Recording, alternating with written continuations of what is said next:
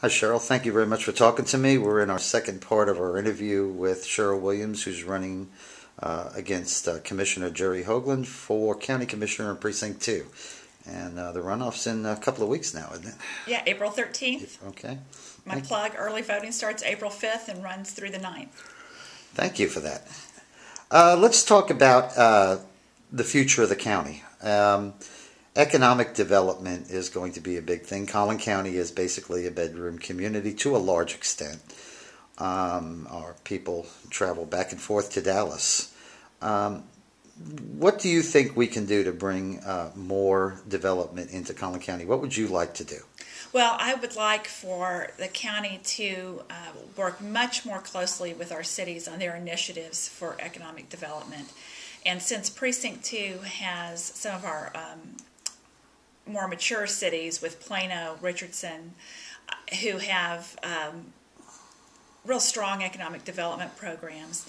One of the things I think we should develop is a more flexible economic development policy that would allow us to work with cities on redevelopment projects as well, because redevelopment is going to be critical for our more mature cities, and I think the county can play a role in that as well. And certainly we have lots of open space and lots of room within our cities along corridors that have been designed for corporate relocations, for offices, for in industrial parks.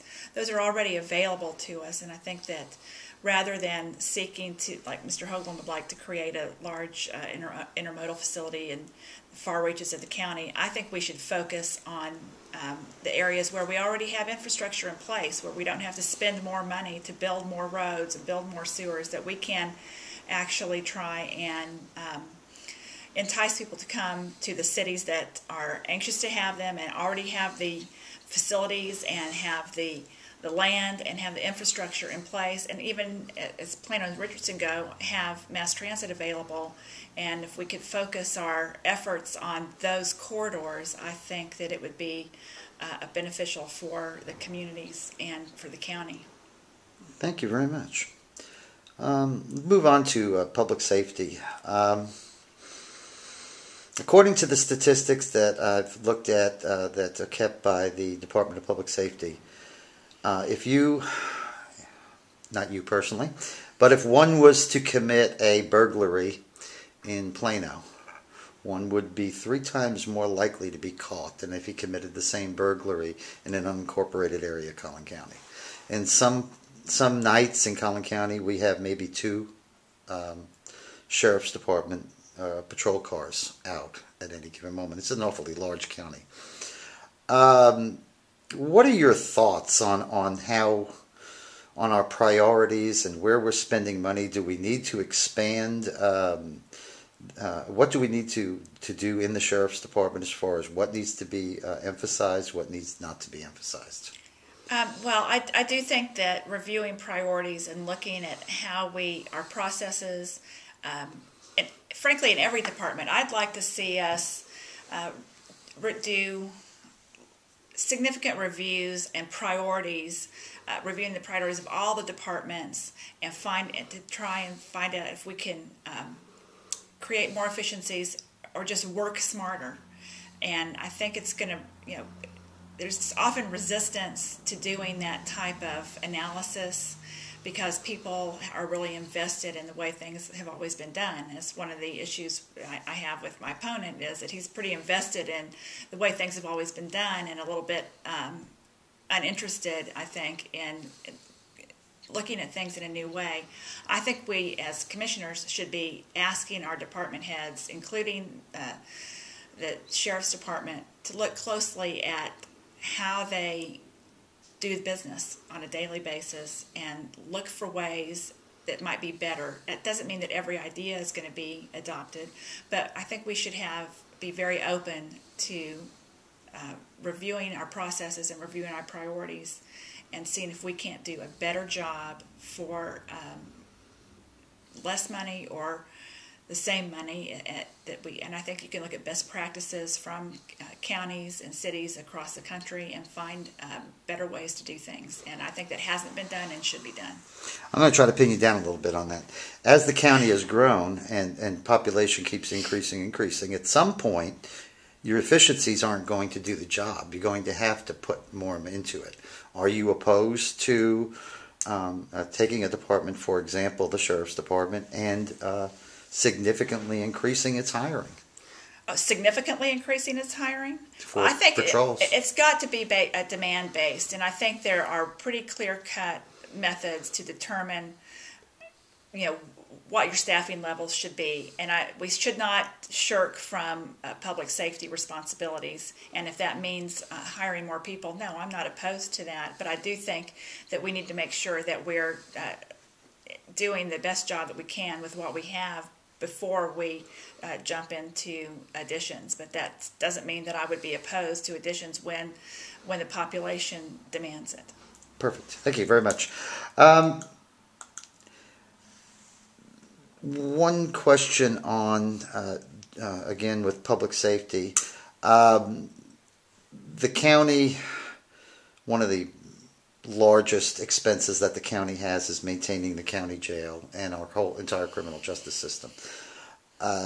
There's going to be a lot of pressure from the state on not sending people to prison because of the budgetary constraints that are going on in Austin right now.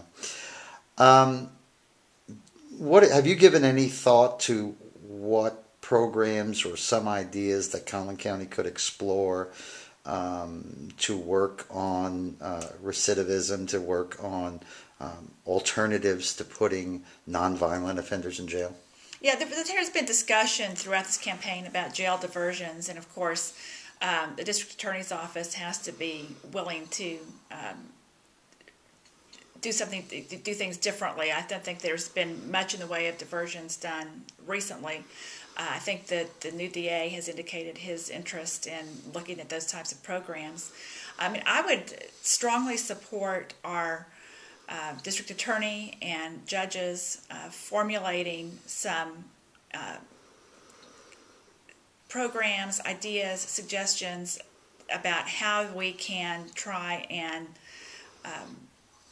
reduce recidivism, certainly, and really look at jail diversions, particularly for our youngest offenders, people who this may have been, a first mistake for them, and you hate to see the fact that they have a record then so badly impact their ability to go on and improve their future.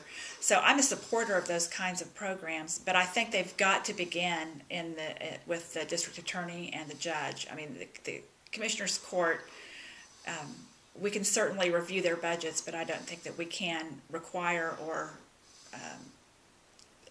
force them to do anything. That has to be something that comes to us. But I would certainly encourage them to work together to come up with some good programs and ideas to present to us. Thank you.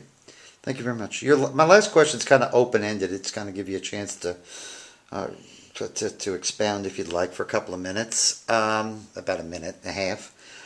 Where do you see Collin County being? Where would you like to see Collin County being? What is your vision of our quality of life, of our future, and what kind of county we'll be in, say, 20 years?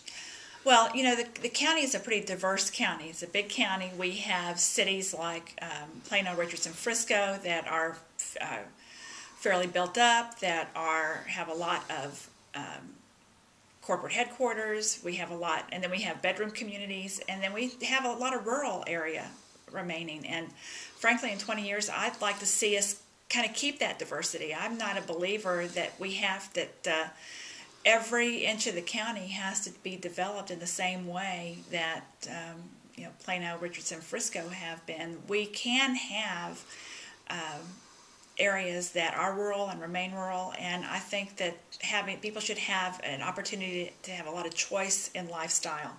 So that's what I'd like to see. Thank you very much. Boy, that's out of time. Thank you very much, and good luck on your campaign, Cheryl. Thank you.